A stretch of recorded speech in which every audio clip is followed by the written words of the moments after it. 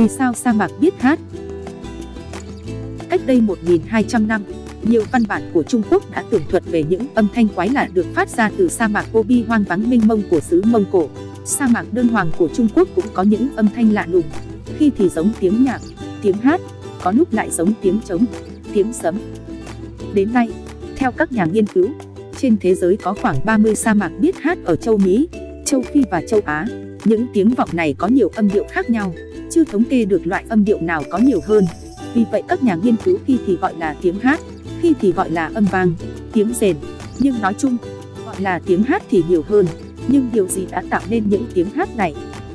Từ một thế kỷ nay, các nhà khoa học đã cố gắng đưa ra nhiều lời giải thích về hiện tượng sa mạc phát âm này.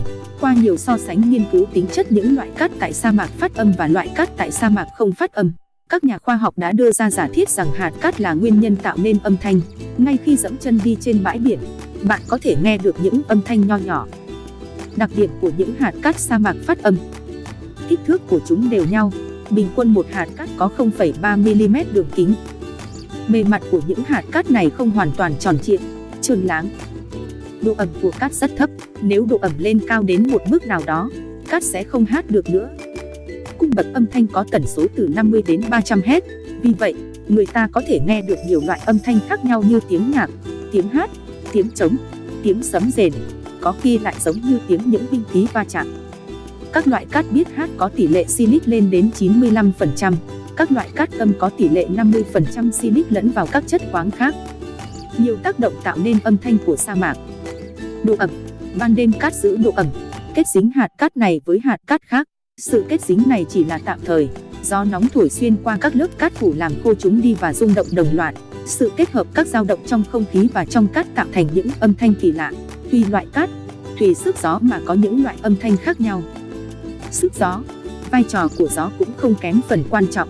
Vận tốc gió phải từ 22 km/h trở lên.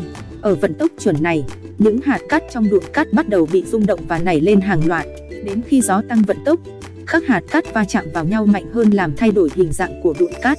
Khi đụn cát có độ dốc 25 độ theo hướng nghịch với hướng gió thổi, mỗi khi rung động sẽ gây nên hiện tượng cát lở, tạo ra những âm thanh vang dội. Trong khi cát lở, tùy theo sức gió và kích thước của hạt cát, khối không khí xen kẽ có thể tăng giảm tạo nên những âm thanh cao thấp trầm bổng khác nhau.